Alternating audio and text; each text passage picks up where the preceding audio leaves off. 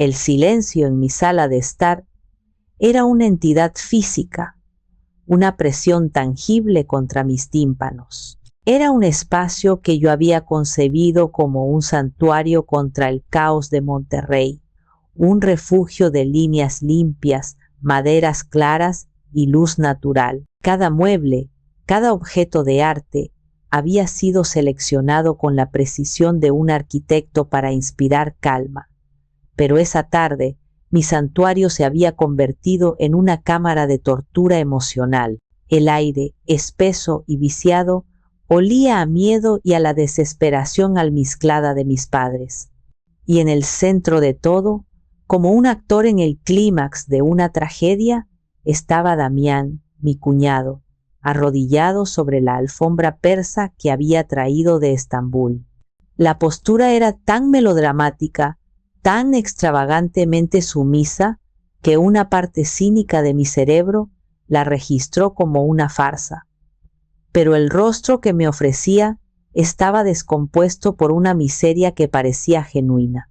Sus mejillas, normalmente sonrosadas por una vida de buena comida y poco trabajo, estaban pálidas y surcadas por lágrimas espesas. Sus ojos, esos ojos de seductor que siempre habían bailado con una luz de arrogancia divertida, estaban ahora opacos, inyectados en sangre y ahogados en un pánico abyecto. Con un temblor que recorría sus manos, abrió un portafolio de cuero sobre mi mesa de centro de cristal y acero. El gesto fue reverente, como si desplegara reliquias sagradas. Es la única oportunidad que tiene Renata. Su voz era un graznido roto, cada palabra un esfuerzo. Te lo juro por mi vida, la única. Lo que esparció sobre la mesa no eran simples papeles, era un arsenal de manipulación. Folletos satinados, impresos con una calidad impecable, mostraban el logo de la Houston Advanced Cell Therapy Clinic. Las imágenes eran de laboratorios que parecían sacados de una película de ciencia ficción, llenos de equipos relucientes y científicos con batas blancas y sonrisas tranquilizadoras. Había gráficos que ilustraban el milagroso proceso de la regeneración celular y testimonios conmovedores de pacientes ficticios que habían vuelto de la muerte. La pieza central era una serie de correos electrónicos impresos, un supuesto intercambio con el director de la clínica, un doctor, Alistair Finch, que hablaba con una jerga médica impresionante sobre el protocolo experimental de fase 3 y la ventana de oportunidad crítica para Ofelia. Era una obra maestra del engaño, diseñada no para ser leída con escepticismo, sino para ser absorbida por un corazón desesperado. Mis padres, sentados en el sofá como dos estatuas de sal, completaban el cuadro. Mi madre, con el rostro oculto entre las manos, emitía sollozos ahogados que me taladraban los nervios. Mi padre, que siempre se había jactado de su fortaleza, parecía un anciano frágil, con los hombros hundidos y la mirada vacía. Su dolor era el combustible que alimentaba la actuación de Damián. Lo hemos intentado todo, Renata, continuó Damián, su voz subiendo de tono, adquiriendo una nota de histeria controlada. Vendí mi coche, el que tus padres me ayudaron a comprar. Ofelia insistió en vender las pocas joyas que le quedaban de la abuela. Hemos vaciado nuestras cuentas. Pero el costo, Dios mío, el costo es astronómico. Es como si pusieran precio a la vida. Se arrastró un poco más cerca, el costoso tejido de sus pantalones arrugándose sobre la alfombra. Tú eres nuestra última esperanza. No te pido un préstamo, te pido un milagro. Te ruego que no dejes que mi esposa, tu hermana, se muera por dinero. Una parte de mí, la arquitecta que vive y respira lógica, que comprueba cada cálculo y cada material antes de aprobar un plano, estaba gritando. La presentación era demasiado pulcra. La desesperación demasiado elocuente. Pero había otra parte, la hermana mayor que le había enseñado a Ofelia a andar en bicicleta, la que se había quedado despierta toda la noche a su lado cuando tenía fiebre. Esa parte estaba siendo brutalmente silenciada por el miedo. Mis padres se unieron al asalto. «Hija, por favor», suplicó mi madre, levantando un rostro devastado. Toda su vida ha estado enferma. Esta vez puede ser diferente. No podemos rendirnos ahora. El dinero va y viene, pero la familia. La frase quedó inacabada, suspendida en el aire como una sentencia. La culpa, afilada y familiar, se hundió en mi pecho. Me sentí atrapada en una red tejida con amor, miedo y obligación. La lógica no tenía ninguna posibilidad. Miré a Damián y por un instante, detrás de las lágrimas, creí ver un destello, un cálculo frío, pero lo descarté como una manifestación de mi propio estrés. No podía ser tan monstruoso, no podía. Asentí. Un movimiento casi imperceptible de mi cabeza, pero fue suficiente. Un suspiro colectivo de alivio llenó la habitación. Damián se derrumbó hacia adelante, besando el borde de la mesa de café en un gesto de gratitud grotesca. «Gracias, Dios mío, gracias», sollozó. Yo me sentí vacía, como si acabara de firmar una sentencia, pero no sabía si era la de muerte de mi hermana o la mía propia. «Haré los arreglos», dije. Mi voz un eco en la habitación que de repente se sentía demasiado grande. «Te daré todo lo que tengo». La mañana siguiente fue un ritual de demolición. Me senté en mi oficina en casa, el sol de Monterrey proyectando un cuadrado de luz sobre mi escritorio de nogal, iluminando un mundo que, hasta ayer, había sido ordenado y predecible. Frente a mí, la pantalla de mi portátil mostraba el portal de mi cuenta de inversiones, el testamento digital de 20 años de disciplina y ambición. Cada línea de ese estado de cuenta era una historia. Recordaba la emoción de comprar mis primeras acciones de Apple, usando el bono de mi primer gran proyecto.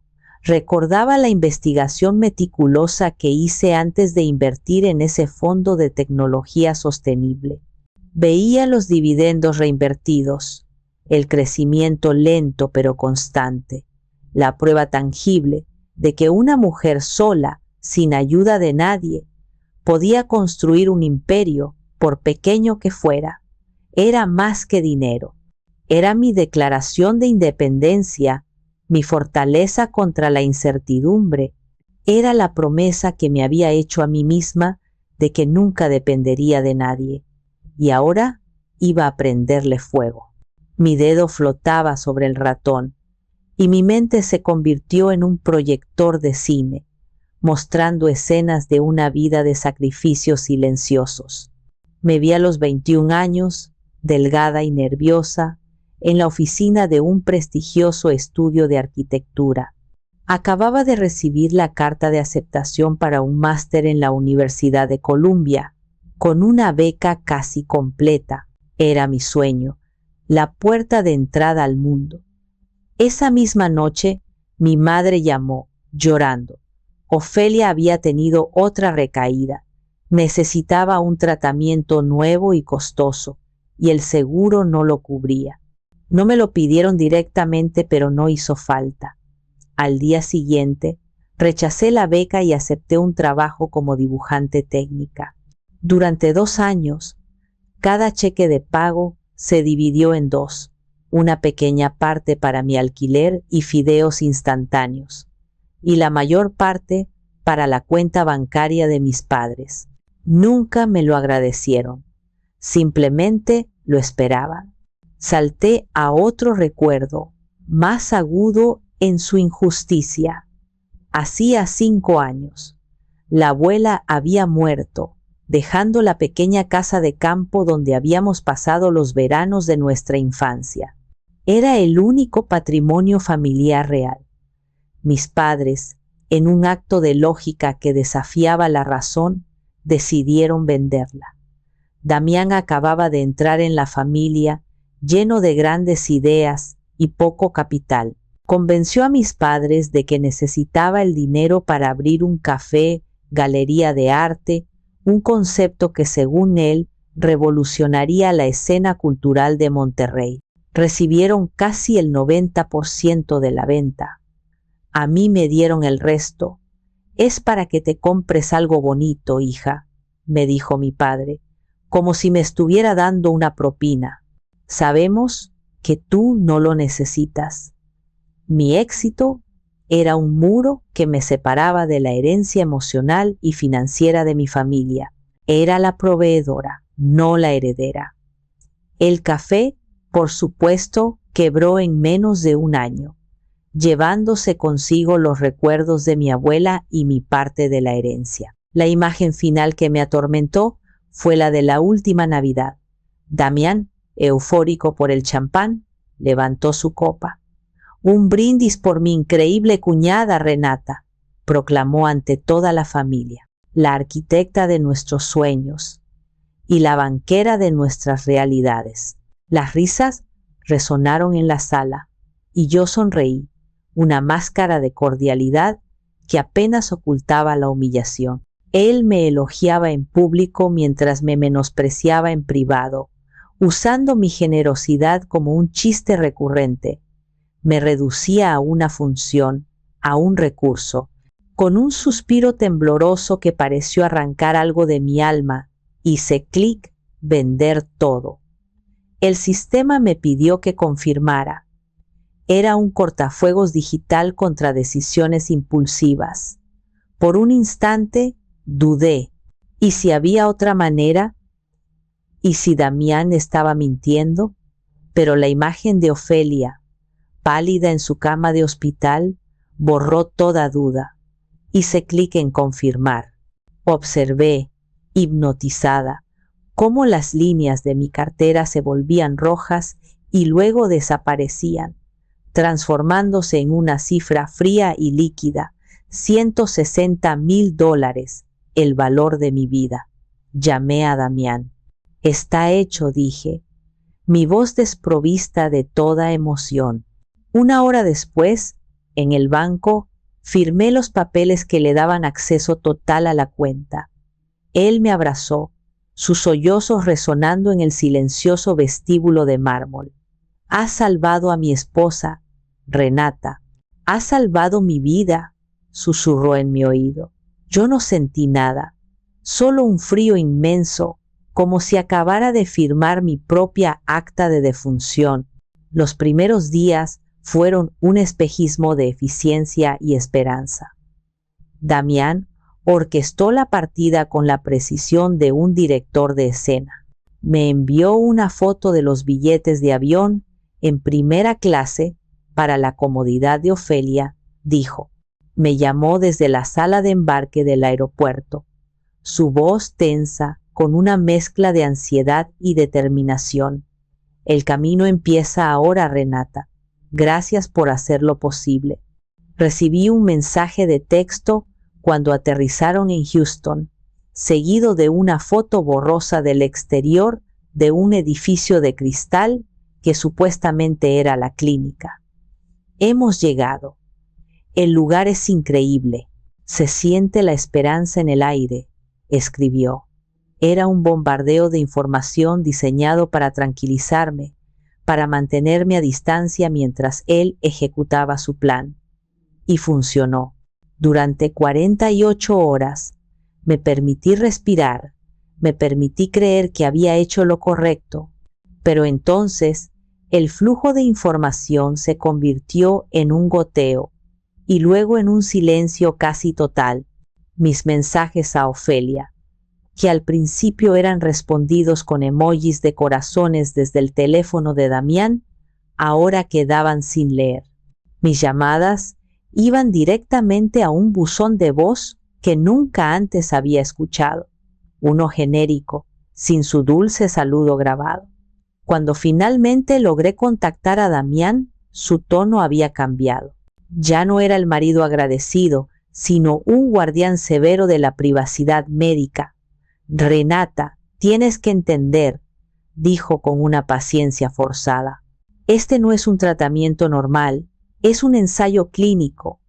Los protocolos son increíblemente estrictos. Ofelia está en una burbuja de aislamiento para proteger su sistema inmunológico. No puede tener contacto con el exterior. Los médicos son muy claros al respecto. Cada pregunta que yo hacía era respondida con un muro de jerga médica y protocolos impenetrables. ¿Puedo hablar con su doctor? No, toda la comunicación se canaliza a través de mí, como su tutor legal. Es para mantener la integridad del estudio. ¿Puedes enviarme una foto de ella? No están permitidos los dispositivos electrónicos en la unidad de aislamiento. Era una fortaleza de excusas, cada una más plausible y frustrante que la anterior. Empecé a sentirme como una intrusa, una hermana sobreprotectora que estaba interfiriendo en un proceso médico delicado. La ansiedad se instaló en mi vida como una inquilina no deseada. Dormía mal, despertándome a las 3 de la mañana con el corazón desbocado. Durante el día, en el trabajo, me encontraba mirando fijamente los planos, mi mente a 1000 kilómetros de distancia, en una habitación de hospital estéril en Houston. Mis colegas notaron mi distracción. ¿Todo bien, Renata?, me preguntó mi socio un día. Pareces ausente. Forcé una sonrisa y murmuré algo sobre un proyecto complicado. ¿Cómo podía explicarles que mi hermana estaba en un limbo médico y que su marido, mi única conexión con ella, me estaba aislando deliberadamente? Una tarde, después de otro día de silencio y evasivas por parte de Damián, la frustración se desbordó. No podía seguir así. Necesitaba una prueba, algo tangible que no fuera la palabra de Damián. Decidí llamar a la clínica, no para espiar, me dije a mí misma, sino para un asunto práctico. Llamaré para ver si puedo organizar el envío de un paquete de cuidados, algunas de sus cosas favoritas. Me justifiqué. Mi corazón latía con fuerza mientras buscaba el número en uno de los folletos que Damián había dejado. Marqué y una voz cálida y profesional contestó: Houston Advanced Cell Therapy Clinic. ¿En qué puedo ayudarle? Con la voz temblorosa, expliqué mi propósito. Quisiera confirmar la habitación de una paciente, Ofelia Flores, para enviarle un regalo. Hubo un tecleo, una pausa que se estiró como un chicle. Un momento, por favor. Esperé, un nudo formándose en mi gargadura. Lo siento, señora, dijo la recepcionista, su tono ahora ligeramente confundido. He buscado en nuestro sistema 3 veces. No tenemos a ninguna paciente con el nombre de Ofelia Flores. El mundo se inclinó sobre su eje. No, eso es imposible, insistí, aferrándome al teléfono como si fuera un salvavidas. Ella fue ingresada hace una semana para el tratamiento del Dr. Finch. La recepcionista hizo otra pausa. Señora, el Dr. Alistair Finch se jubiló hace 2 años. Y como le dije, no hay nadie aquí con ese nombre. ¿Está segura de que tiene la clínica correcta? Colgué el teléfono sin despedirme. Me quedé inmóvil, mirando la pared de mi oficina, pero no la veía. Veía las mentiras, todas ellas, encajando en su lugar como las piezas de un rompecabezas monstruoso. El silencio de Damián no era un protocolo médico. Era el silencio de un ladrón que huye de la escena del crimen.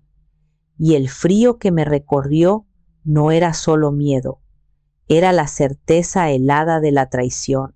La certeza no trajo alivio, sino una especie de claridad terrible y vertiginosa. El pánico que me había atenazado se evaporó, reemplazado por una furia tan fría y precisa que asustaba. Era la furia de un edificio que se derrumba sobre sí mismo, no con una explosión ruidosa, sino con un crujido implacable y una nube de polvo que lo ahoga todo. Me sequé una lágrima solitaria y furiosa que se había escapado. No habría más lágrimas. Las lágrimas eran para las víctimas, y yo me negaba a ser una. Me estaba convirtiendo en un arma. Necesitaba un objetivo. Mi primer instinto fue llamar a la policía, a mis padres, gritar la traición a los cuatro vientos. Pero la arquitecta en mí tomó el control. Un plan construido sobre la emoción se derrumba. Necesitaba una base sólida, pruebas irrefutables.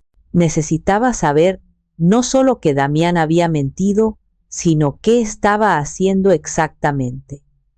La guerra moderna se libra en el campo de batalla digital, y yo estaba a punto de lanzar una ofensiva total. Recordé el bloqueo en las redes sociales, una táctica de aislamiento, pero Damián, en su arrogancia, había subestimado mi determinación. Creé un nuevo perfil de Instagram en menos de 5 minutos. Elegí un nombre anodino, Ana G., viajera, y una foto de perfil de una playa genérica al atardecer. Me convertí en nadie, un fantasma en la máquina, invisible y por lo tanto peligrosa.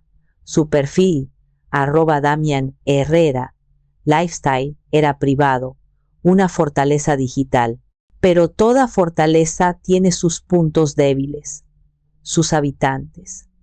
Empecé a seguir a sus amigos, a los amigos de sus amigos, tejiendo una red de conexiones falsas. Era un trabajo tedioso, pero mi paciencia era infinita.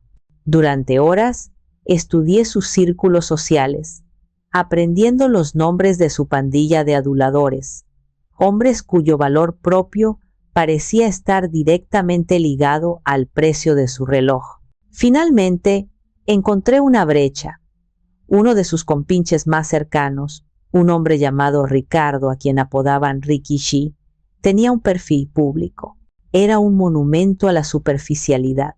Selfies en el gimnasio, botellas de champán, coches alquilados. Y entonces, mientras me desplazaba por un mar de vanidad, lo vi. Fue un destello, algo en el fondo de una foto que me hizo detener en seco. La foto principal era de Ricky G., posando con una copa de vino, pero detrás de él, ligeramente desenfocado, estaba Damián riendo, y junto a él un destello de color rojo intenso. El corazón me dio un vuelco. Empecé a buscar la etiqueta de ubicación. Viñedos Bruma, Valle de Guadalupe. Mi mente se aceleró. No estaba en Houston, estaba en la ruta del vino de Baja California. Empecé a buscar en las etiquetas de esa ubicación, en las publicaciones recientes. Y entonces la presa apareció. Una publicación de otro de los amigos de Damián, fechada 2 días antes. Era un carrusel de imágenes. La primera era del grupo brindando, la segunda de la comida, la tercera era de Damián. Estaba apoyado en el capó de un coche, posando como un modelo de revista para hombres. Estaba bronceado, relajado, con unas gafas de sol de diseñador y una sonrisa que irradiaba un engreimiento puro, y el coche era un Ford Mustang convertible, de un rojo tan vibrante que casi saltaba de la pantalla. Un rojo sangre, un rojo traición. Leí el pie de foto y las palabras se quemaron en mi retina, felicitando a mi compadre Damián por su nuevo juguete. Así se celebra el éxito. Valle de Guadalupe, buena vida, Mustang, éxito, éxito. La palabra resonó en el silencio de mi oficina. Su éxito, construido sobre mi sacrificio, su buena vida, comprada con la posible muerte de mi hermana. Me quedé mirando la pantalla, el teléfono temblando en mi mano. La rabia era una cosa física, una presión en mi pecho que me dificultaba respirar.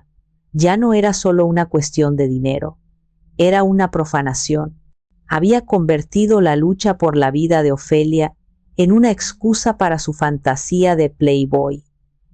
En ese momento, el objetivo de mi guerra cambió. Ya no quería solo recuperar mi dinero, quería demoler su mundo. Quería arrancarle esa sonrisa de la cara. Quería que el mundo viera al monstruo que se escondía detrás de las gafas de sol de diseñador. Cogí el teléfono y marqué el número de mi tío. Mi voz, cuando hablé, era un susurro helado. Tadeo, lo encontré. La llegada de mi tío Tadeo fue como la de un general veterano a un campo de batalla recién descubierto. Entró en mi oficina, evaluó mi rostro pálido pero resuelto y asintió una sola vez. No hubo palabras de consuelo ni preguntas innecesarias. Su presencia era un ancla de pragmatismo en mi mar de furia.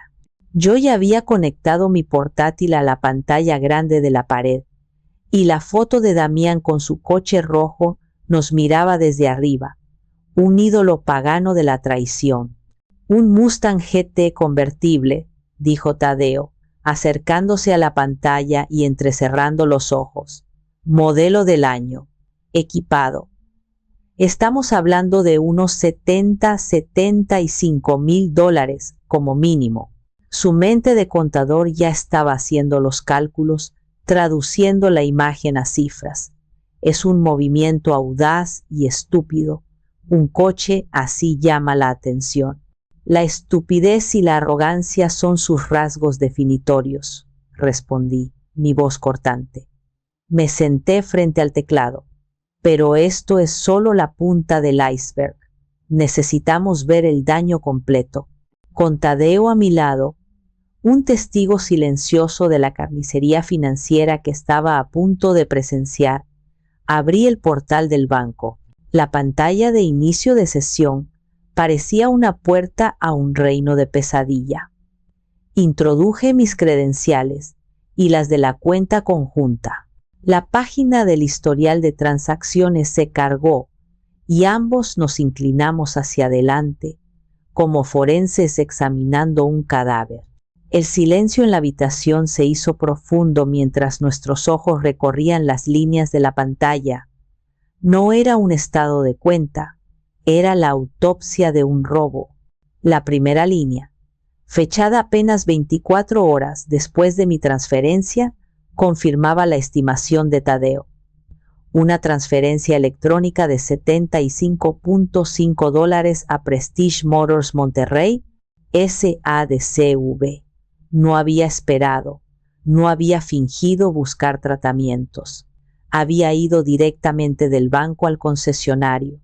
La audacia de ello me dejó sin aliento, pero fue lo que siguió lo que reveló la verdadera profundidad de su depravación.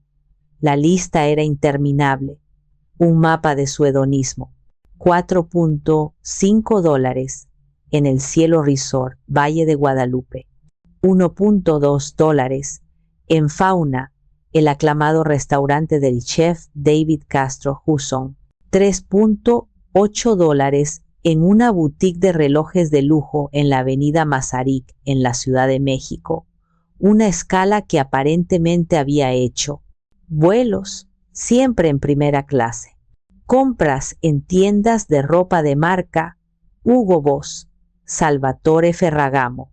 Retiradas de efectivo en cajeros automáticos, miles de dólares a la vez, probablemente para gastos que no quería que dejaran rastro. Está quemando el dinero, dijo Tadeo en voz baja, su tono una mezcla de asombro y repugnancia. No está invirtiendo, no está construyendo nada, simplemente lo está quemando en vanidad. Es como un niño en una dulcería con una tarjeta de crédito sin límite. Mientras Tadeo empezaba a descargar los estados de cuenta como archivos PDF, guardándolos en una memoria USB como si fueran pruebas de un crimen, yo hice la llamada que me lava el alma. Marqué el número del Hospital Público de Monterrey. Esta vez pedí hablar directamente con la jefa de enfermeras de la planta de oncología. Me identifiqué y le expliqué que estaba preocupada por mi hermana, que su marido estaba de viaje y no me daba información clara. La mujer, con una voz llena de una compasión profesional, revisó sus notas. Ah, sí, la joven Flores. Un caso triste. Es una chica muy dulce, pero está muy sola. Hizo una pausa. La verdad, nos preocupa un poco. Su estado no mejora y la soledad no ayuda. No ha tenido una sola visita en, déjeme ver, 10 días. Su marido llamó una vez, hace una semana, para preguntar si había algún cambio. Eso fue todo.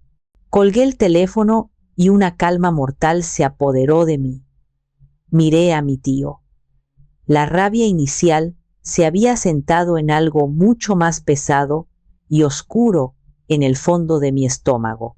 Ella está aquí, Tadeo, dije, mi voz apenas audible, en el hospital público, sola. Lleva 10 días sola. Tadeo se levantó y caminó hacia la ventana, dándome la espalda. Se quedó allí un largo rato, mirando la ciudad. Cuando finalmente se giró, su rostro era una máscara de furia contenida. Esto ya no es un robo, Renata.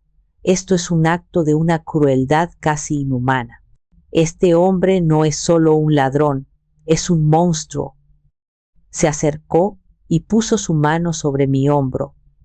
Y a los monstruos no se les lleva ante la justicia, a los monstruos se les caza. Asentí.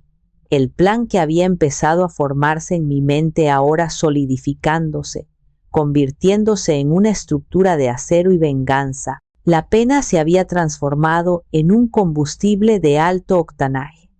Mi oficina, normalmente un espacio de creatividad y orden, se convirtió en el cuartel general de una operación militar. Despejé mi mesa de dibujo de los planos de un nuevo complejo de apartamentos y en su lugar extendí un mapa de México. Con la ayuda de Tadeo y un poco de investigación digital, empezamos a trazar la ruta de Damián como si fuera un ejército enemigo. El investigador privado que contraté en secreto ya estaba en el terreno. No basta con exponerlo ante su familia o la mía, dije, mi voz resonando en la habitación silenciosa. Ese es un círculo demasiado pequeño. Su ego se alimenta de la admiración de extraños. Quiero arrancarle eso. Quiero que la humillación sea su nueva identidad. Tadeo, siempre la voz de la razón, me advirtió. Un ataque frontal podría ser contraproducente, Renata. Él es un maestro de la victimización. Podría torcer la historia, decir que eres una cuñada celosa y controladora que intenta arruinar su vida. Necesitamos que el público, su público, sea el jurado y el verdugo. Pasamos horas debatiendo tácticas. Filtrar la historia a un blog de chismes, demasiado vulgar, enfrentarlo en privado, demasiado discreto. La solución, cuando llegó, fue tan elegante como cruel, una pieza de arquitectura social. El investigador nos informó de que Damián había dejado los viñedos y se había trasladado a San Miguel de Allende. Estaba cortejando a un nuevo grupo de presas, un círculo de expatriados americanos y canadienses, jubilados adinerados en busca de inversiones exóticas. Y para sellar su imagen de gurú financiero, estaba organizando una cena exclusiva en la terraza de un famoso hotel, el Luna Rooftop Tapas Bar. Ese es nuestro escenario, dije, sintiendo una oleada de certeza. Él mismo está construyendo el teatro de su propia destrucción. El plan se refinó con detalles meticulosos. Tadeo se encargaría de la parte financiera. Hablaría con nuestro banquero de confianza. Explicaría la situación de fraude y prepararía una congelación de la cuenta, que se activaría con una simple llamada. Yo me encargaría de la ejecución en el terreno. Compré un billete de avión. La noche antes de irme, mientras hacía la maleta, me detuve frente al espejo de cuerpo entero de mi habitación. La mujer que me devolvía la mirada tenía los ojos endurecidos, las líneas de la boca tensas. Había una frialdad en mi expresión que no reconocía. ¿En qué me he convertido?, pensé. Yo diseño hogares, creo espacios para que la gente viva y ame. Ahora estoy diseñando la ruina de un hombre. La imagen de Ofelia, sonriendo débilmente desde su cama de hospital, apareció en mi mente como una superposición en el espejo. Su rostro era una respuesta silenciosa. No estaba destruyendo a un hombre, estaba protegiendo a mi hermana. Estaba corrigiendo un error catastrófico. La duda se disipó, reemplazada por una resolución sombría. Metí en la maleta un elegante vestido negro, un par de tacones afilados como dagas y una tablet cargada con todas las pruebas que habíamos recopilado. Iba a la guerra. El plan era el siguiente: llegada y preparación. Llegaría a San Miguel un día antes. Me reuniría con el investigador para obtener un informe actualizado y confirmar los detalles de la cena. La neutralización del escenario. Iría al restaurante horas antes de la cena. Hablaría con el gerente, no con amenazas, sino con incentivos. El dinero habla más fuerte que la moral. Pagaría la cuenta por adelantado y le daría una generosa propina a cambio de su cooperación. La trampa financiera. En el momento preciso en que Damián intentara pagar, yo enviaría un mensaje a Tadeo. Él ejecutaría la llamada al banco, congelando cada centavo al que Damián tenía acceso. La revelación. Una vez que estuviera acorralado y humillado por el fracaso financiero, yo haría mi entrada, no como una hermana vengativa, sino como una mujer de negocios calmada y poderosa que venía a exponer a un fraude. Era un plan arriesgado. Dependía de la cooperación de extraños y de una sincronización perfecta, pero en mi corazón sabía que funcionaría, porque se basaba en la debilidad fundamental de Damián, su ego. Le daríamos la cuerda de la vanidad, y él mismo se encargaría de ahorcarse con ella. El aire de San Miguel de Allende me recibió con una caricia seca y perfumada. Las calles empedradas, flanqueadas por fachadas de colores ocres y terracotas, y las bugambillas que se derramaban en cascadas fucsias desde los balcones de hierro forjado, creaban una atmósfera de belleza temporal. Era un lugar donde la gente venía a escapar, a reinventarse, a vivir una versión idealizada de México. Era el escondite perfecto para un hombre que vivía una vida idealizada y falsa. Mi hotel era un oasis de discreción, con un patio interior lleno de helechos y el murmullo de una fuente. Desde mi balcón podía ver los campanarios de la parroquia de San Miguel Arcángel recortados contra un cielo de un azul intenso. Me reuní con Morales, el investigador, en un café sombreado en el jardín. Era un hombre cuya corpulencia y rostro impasible desmentían una mente observadora y aguda. Me entregó un sobre grueso sin decir una palabra. Dentro había un informe detallado y una nueva serie de fotografías. Damián no había perdido el tiempo. Las fotos lo mostraban en galerías de arte, en clubes de golf, siempre rodeado por el mismo grupo de hombres y mujeres mayores, de aspecto próspero, y en varias fotos aparecía la misma mujer rubia que había visto en la piscina, ahora aferrada a su brazo con una familiaridad posesiva. La cena es esta noche, 8 en punto. Luna Rooftop, confirmó Morales, tomando un sorbo de su café negro. Ha estado alardeando todo el día sobre un gran anuncio que hará. Sus socios están ansiosos. Cree que va a duplicar su dinero en 6 meses con una inversión en bienes raíces en Tulum. ¿No invertirá nada más que tiempo en la cárcel? Si tengo suerte, respondí, guardando el sobre en mi bolso. Esa tarde me preparé como un soldado para la batalla. La elección de la ropa fue deliberada. El vestido negro era de un diseñador mexicano, de líneas simples, pero de una tela que caía con peso. Un vestido que decía dinero sin gritarlo. Los tacones eran altos, no solo por la estética, sino porque la altura física se traduce en una ventaja psicológica. Las joyas, un par de pendientes de diamantes y un reloj discreto pero elegante eran mi armadura. Y finalmente, el lápiz labial, un rojo profundo y mate, era mi pintura de guerra. Cuando me miré en el espejo, vi a una mujer que no conocía del todo, una mujer cuya suavidad había sido reemplazada por ángulos afilados. Llegué al Luna Rooftop a las 7. El lugar era aún más espectacular en persona. La terraza se abría a una vista de 360 grados de la ciudad, con las luces comenzando a parpadear en el crepúsculo. Me acerqué al podio del gerente, un hombre llamado Javier, cuyo traje a medida y sonrisa profesional indicaban que estaba acostumbrado a tratar con una clientela exigente. Pedí hablar con él en privado. En un rincón tranquilo, le expuse una versión editada de la verdad, enmarcada en un lenguaje que él entendería.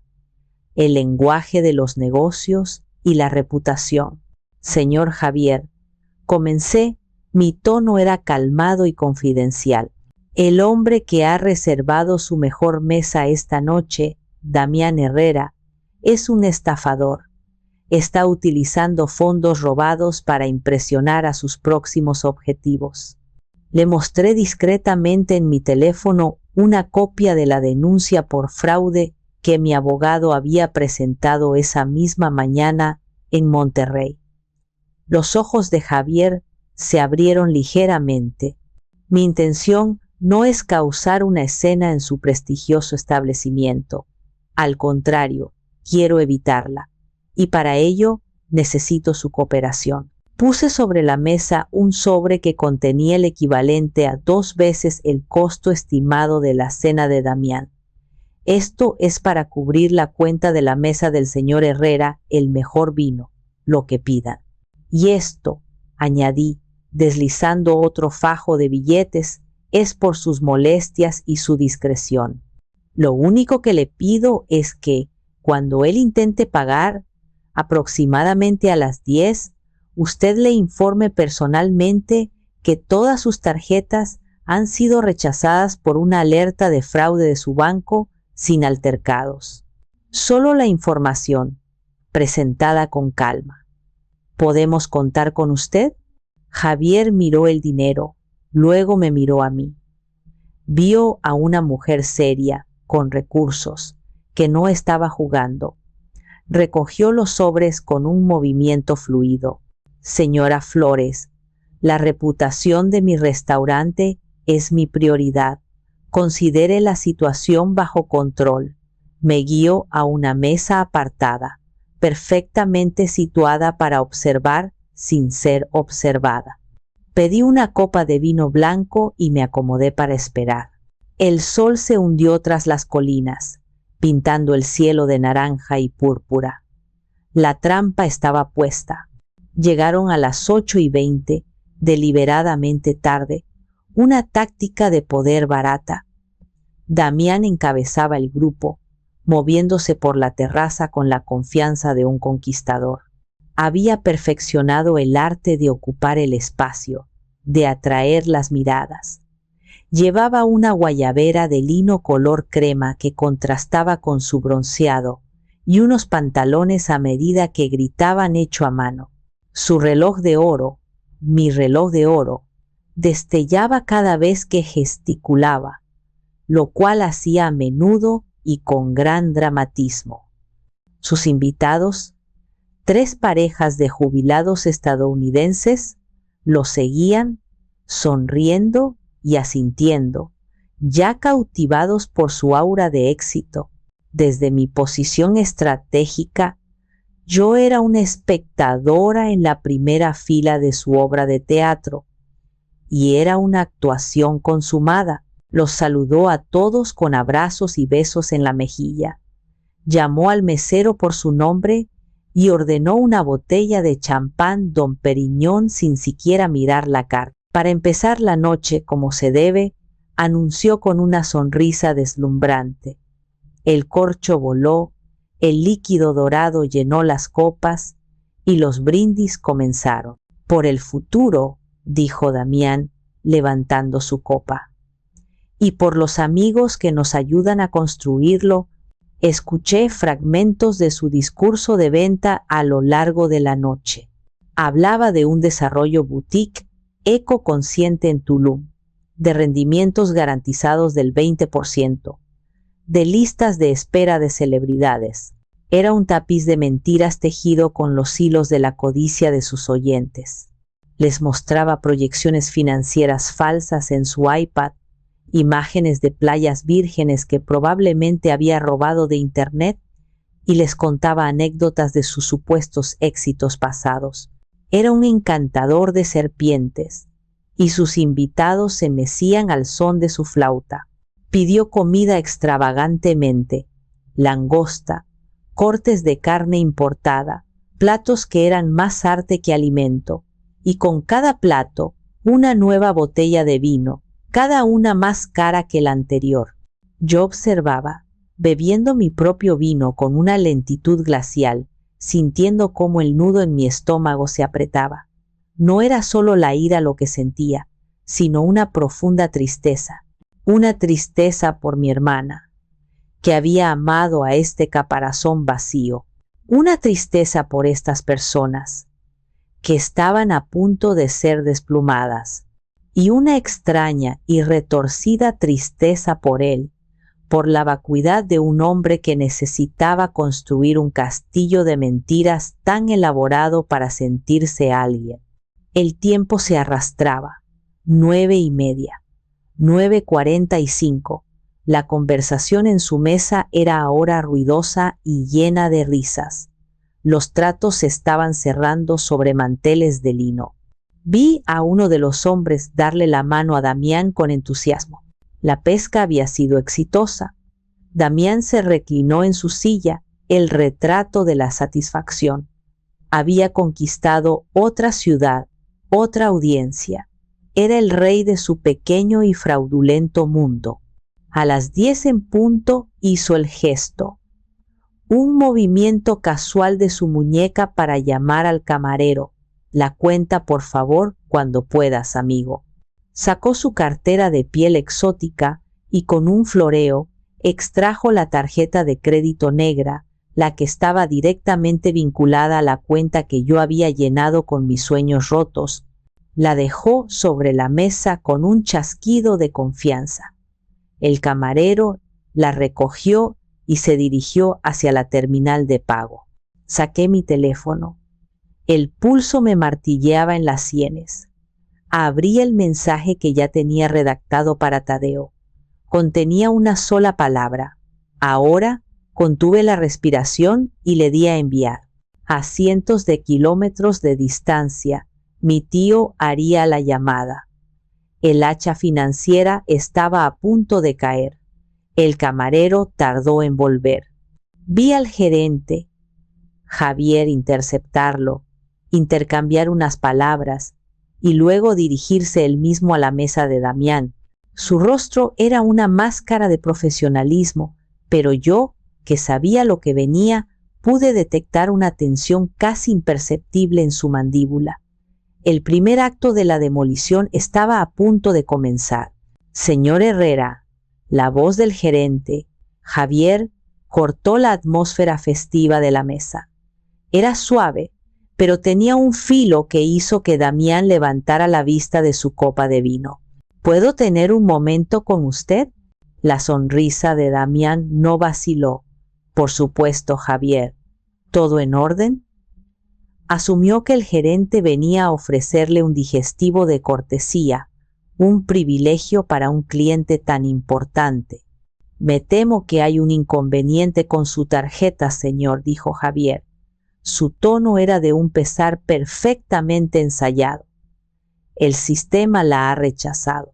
La sonrisa de Damián se congeló por una fracción de segundo, pero la recuperó al instante, convirtiéndola en una risa condescendiente. Ah, la historia de mi vida. Estos bancos americanos y sus paranoicos sistemas de seguridad.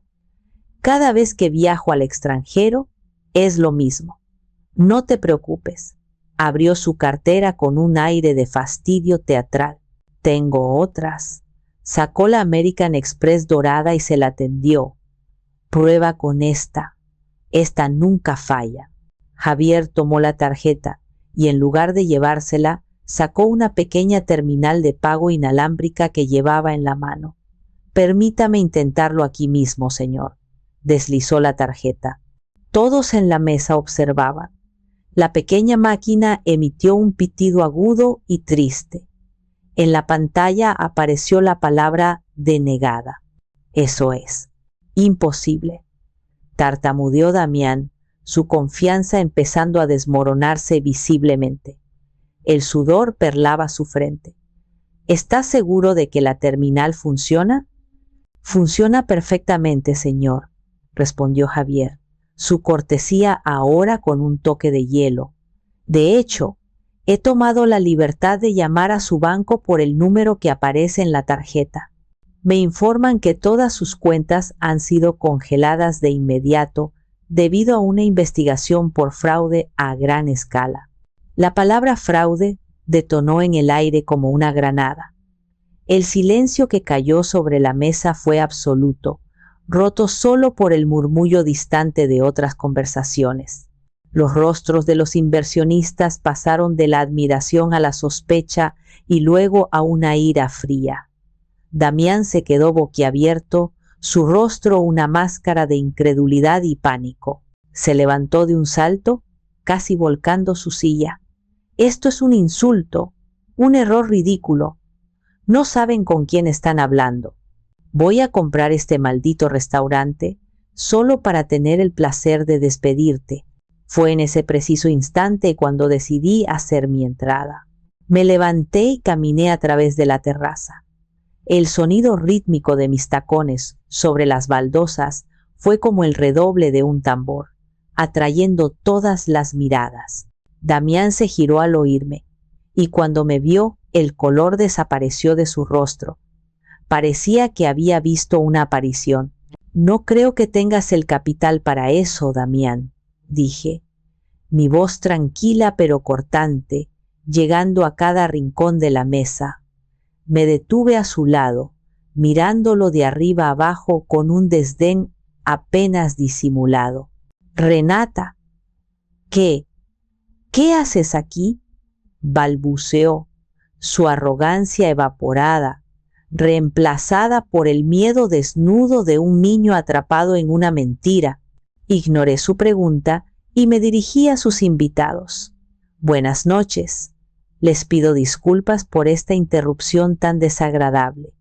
Mi nombre es Renata Flores. Soy la hermana de la esposa del señor Herrera y la fuente del capital de riesgo que tan generosamente ha estado invirtiendo. Saqué mi tablet, el arma definitiva. La pantalla cobró vida, mostrando la foto de Ofelia en el hospital. Permítanme presentarles el verdadero estado de la empresa del señor Herrera. Esta es mi hermana, Ofelia. Se está muriendo. Necesita un trasplante de riñón. Deslicé el dedo. Apareció la foto de Damián con su Mustang rojo. Y esta es la inversión prioritaria que hizo el señor Herrera con los $160,000 que le di para salvar la vida de su esposa. Deslicé el dedo de nuevo. El estado de cuenta del banco llenó la pantalla, una letanía de lujo y egoísmo. Y estos son los gastos operativos. hoteles de 5 estrellas, relojes de lujo, cenas como esta. «Cállate», siseó Damián, su voz un temblor de rabia impotente. «No sabes de lo que hablas. Es una mentirosa, está loca». Pero sus palabras se perdieron. Los hombres de la mesa se levantaron, sus rostros endurecidos por la furia. Uno de ellos, un hombre alto con acento de Texas, se inclinó sobre Damián. «Eres un pedazo de basura», dijo con una calma aterradora. Me giré hacia Javier. «Como les dije, la cuenta está pagada. Espero que hayan disfrutado de la cena».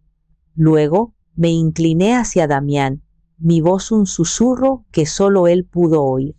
«Bienvenido al primer día del resto de tu patética vida». Me di la vuelta y me alejé, con la cabeza alta, sin mirar atrás. No necesité hacerlo. Podía sentir el peso de la ruina que dejaba a mi paso. El vuelo de regreso fue una experiencia extracorporal. Me senté junto a la ventanilla, viendo cómo las luces de las ciudades se convertían en constelaciones lejanas, pero mi mente estaba en otra parte. Repasaba la escena en la terraza una y otra vez, no con satisfacción, sino con una especie de desapego clínico. Había ejecutado el plan a la perfección. La demolición había sido total. Pero no había euforia en la victoria, solo un agotamiento profundo que me llegaba hasta los huesos. El amanecer me encontró conduciendo desde el aeropuerto de Monterrey directamente al hospital, la ciudad emergiendo de la neblina matutina. Los pasillos del hospital, a esa hora temprana, estaban silenciosos, casi reverentes. El olor familiar a desinfectante y a tristeza me recibió como un viejo conocido. Ofelia estaba dormida cuando entré en su habitación. La luz grisácea que se filtraba por la ventana acentuaba la fragilidad de sus rasgos, los círculos oscuros bajo sus ojos. Me senté en la silla junto a su cama y esperé, observando el suave subir y bajar de su pecho. Parecía una niña perdida. La rabia que me había impulsado en San Miguel se disipó, dejando solo un dolor inmenso y protector. Ella era la verdadera víctima en todo esto. Yo solo era la ejecutora. Cuando abrió los ojos, lo primero que vio fue mi rostro. Una pequeña sonrisa cansada se dibujó en sus labios. «Renata, volviste». «Nunca me fui de verdad», le dije, tomando su mano. Estaba fría al tacto. Le conté la historia. Empecé desde el principio, desde la llamada a la clínica de Houston, pasando por el descubrimiento en Instagram, hasta la confrontación final en San Miguel. Hablé con una voz suave y monótona, presentando los hechos sin adornos, como si estuviera leyendo un informe. No quería que mi ira o mi dolor influyeran en su reacción. Necesitaba que ella procesara la verdad por sí misma. Mientras hablaba, ella escuchaba con una quietud aterradora, sus ojos fijos en nuestras manos entrelazadas. No lloró, no gritó, simplemente absorbió cada palabra como si fueran gotas de veneno. Cuando terminé, el silencio llenó la habitación. Afuera, la ciudad comenzaba a cobrar vida con el ruido del tráfico.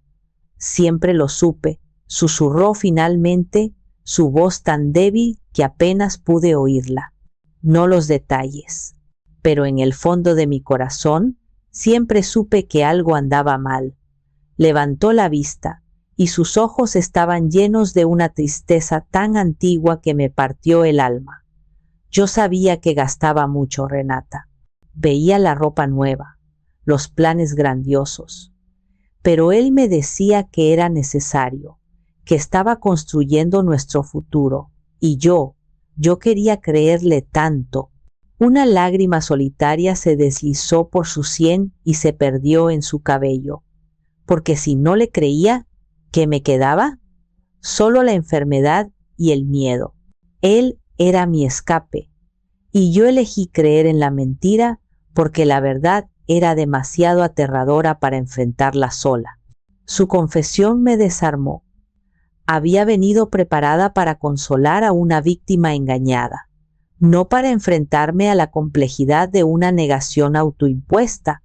La abracé y su cuerpo frágil se estremeció con sollozos silenciosos. No lloraba por él, lloraba por sí misma, por la parte de ella que había permitido que esto sucediera. Esa tarde, mis padres vinieron al hospital. Los reuní en una pequeña sala de espera familiar. Les conté la misma historia, pero mi tono con ellos fue diferente. Fue frío, factual, implacable. Mi madre reaccionó con incredulidad y negación. No puede ser. Damián no haría eso. Debe haber una explicación, repetía, aferrándose a la imagen del yerno perfecto. Mi padre, sin embargo, escuchó en silencio, su rostro volviéndose más y más sombrío con cada palabra. Cuando terminé, él me miró y por primera vez vi vergüenza en sus ojos. Puse sobre la mesa los estados de cuenta, las fotos, los papeles del divorcio. Esto no es una discusión, dije, mi voz no dejando lugar a debate. Son los hechos, y estas son las consecuencias. Saqué las facturas impagadas del hospital. A partir de ahora, yo me encargo. Ofelia vendrá a vivir conmigo. Yo pagaré todo, pero mi obligación con ustedes ha terminado. Han elegido su bando durante años. Ahora, tienen que vivir con esa elección. Me levanté y salí de la habitación, dejándolos solos con la devastadora verdad de su ceguera voluntaria. La caída de Damián no fue un evento único, sino un proceso de desintegración lento y humillante. Yo había iniciado la demolición, pero las réplicas que siguieron fueron obra de sus propias acciones. Los inversionistas de San Miguel, un grupo de expatriados con mucho tiempo, dinero y orgullo herido, no se tomaron la estafa a la ligera. Contrataron a un equipo de abogados despiadados y presentaron una demanda por fraude que lo perseguiría por todo el país. La noticia de la cena de la vergüenza se extendió como la pólvora en el pequeño y chismoso círculo social de San Miguel, convirtiéndolo en un paria de la noche a la mañana. Mientras tanto, en Monterrey, yo libraba una guerra más silenciosa y legal. El proceso de divorcio fue rápido y brutal. El abogado de Damián, un hombre de tercera categoría que claramente trabajaba a cambio de promesas vacías, intentó argumentar que Damián tenía derecho a una parte de los bienes conyugales por daño emocional y psicológico causado por la enfermedad de Ofelia. Mi abogado, un hombre de rostro adusto y reputación impecable, simplemente sonrió. En la única audiencia a la que asistimos, presentó un dossier de 50 páginas. Los estados de cuenta bancarios, la factura del Mustang, las reservas de hotel, testimonios jurados de los inversionistas, estafados, y un informe detallado del estado de abandono de Ofelia en el hospital. El juez, un hombre mayor con poca paciencia para los sinvergüenzas, ni siquiera dejó que el abogado de Damián terminara su argumento. Declaró el divorcio, le negó a Damián cualquier reclamación y ordenó una investigación criminal por fraude y abandono. La noticia de la investigación llegó a oídos del banco. En cuestión de días, todas sus cuentas fueron canceladas y el banco inició un proceso para recuperar las deudas de las tarjetas de crédito que había acumulado. El concesionario de Ford no tardó en actuar. Un día, mientras Damián salía de un café donde había estado suplicando dinero a un antiguo conocido, una grúa se llevó el Mustang rojo, su último símbolo de estatus, dejándolo en la acera con la boca abierta. Sus amigos, esa pandilla de aduladores, desaparecieron como fantasmas. Nadie respondía a sus llamadas. Nadie le ofrecía un sofá donde quedarse. El hombre que se había definido a sí mismo por su red de contactos, descubrió que su red estaba hecha de humo. Se vio obligado a vender el reloj de oro y la ropa de diseñador para pagar un abogado y sobrevivir. Se mudó a un apartamento barato en un barrio peligroso, un universo de distancia de la vida de lujo que había saboreado tan brevemente. La batalla por la vida de Ofelia fue mucho más dura, pero infinitamente más gratificante. Canalicé toda mi energía, todos mis recursos, en su recuperación. La trasladé a la mejor clínica privada de la ciudad. Contraté a un nutricionista, a un fisioterapeuta, a un psicólogo. Me aseguré de que nunca más estuviera sola. 6 meses después, el milagro que Damián había fingido se hizo realidad. Encontramos un donante compatible. Yo estuve a su lado antes de la cirugía. Le sostuve la mano hasta que la anestesia hizo efecto, y fui la primera cara que vio cuando despertó. La última vez que supe algo concreto de Damián fue casi un año después. Un primo que trabaja como gerente de una cadena de restaurantes me llamó. «Renata, no vas a creer a quien vi», me dijo. Estaba haciendo una inspección sorpresa en nuestra sucursal de Saltillo y allí estaba él, tu excuñado, fregando los suelos del baño. Parecía un fantasma, delgado, con la mirada perdida. Me dijo que vivía en una habitación en la parte de atrás, que el gerente le dejaba quedarse a cambio de trabajo extra. Colgué el teléfono. No sentí nada, ni alegría, ni satisfacción, ni siquiera pena. Solo la confirmación de una ley universal, la gravedad. Todo lo que sube, tarde o temprano, tiene que bajar. Y Damián había caído. Lo habían dejado, como prometí, en la calle, o en algo peor, en la prisión de su propia insignificancia. El capítulo por fin estaba cerrado. Ha pasado un año desde que la tormenta amainó. Hoy la vida tiene un ritmo diferente, más suave. El sol de la tarde entra por los ventanales de mi apartamento, pero ya no parece hiriente ni acusador. Es una luz cálida que ilumina las motas de polvo que bailan en el aire, cada una un pequeño recordatorio de que la vida continúa. En la terraza, rodeada de macetas de lavanda y romero, Ofelia está de pie frente a un caballete, pintando por primera vez en años. Su cabello ha crecido, corto y rizado, y aunque las cicatrices de la cirugía y de la traición aún son visibles si sabes dónde mirar, sus ojos han recuperado un brillo que creí perdido para siempre. Está pintando el cerro de la Silla, pero no como una postal, sino con trazos audaces y colores vibrantes que hablan de resiliencia y de una belleza redescubierta.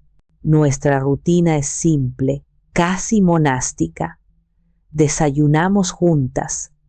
Yo voy a mi estudio, ella a su rincón de arte. Almorzamos en la terraza. A veces hablamos durante horas, otras disfrutamos de un silencio cómodo, la clase de silencio que solo existe entre dos personas que han sobrevivido juntas a una guerra. Mis padres nos visitan los domingos. Son visitas cortas, un poco torpes. Traen comida, preguntan por la salud de Ofelia, me hablan de proyectos de la comunidad. Hay un océano de palabras no dichas entre nosotros, un abismo de culpa y reproche que quizás nunca se cierre. Pero están aquí, están intentando, a su manera, reconstruir un puente sobre las ruinas. A veces, en la quietud de la noche, cuando Ofelia ya duerme y yo estoy sola con mis pensamientos, la figura de Damián aparece en mi mente. No el monstruo, sino el hombre patético que fregaba suelos en Saltillo, y me pregunto, ¿había otra manera? ¿Podría haberlo manejado de forma diferente, con más compasión, menos crueldad? Me convertí en una persona fría y vengativa para hacer justicia. Usé el dolor como un arma y la humillación como un escudo. Muchos, quizás la mayoría, dirían que me rebajé a su nivel, que me convertí en un monstruo para cazar a otro. Pero entonces, a la mañana siguiente, veo a Ofelia reírse de algo que ve en la televisión, una risa genuina y libre que resuena en el apartamento. La veo caminar sin ayuda. La veo mezclar colores en su paleta con una concentración feroz. La veo vivir. Y en esos momentos, la duda se desvanece. No me arrepiento. El precio de la paz fue alto y lo pagamos con lágrimas, tanto las de ella como las mías. Pero la paz llegó. Y eso, al final, es lo único que importa. Ahora, les pregunto a ustedes, los que han sido testigos de mi historia, ¿ustedes qué harían en mi lugar? ¿Fue mi venganza un acto de justicia necesario o una caída en la misma oscuridad que intentaba combatir?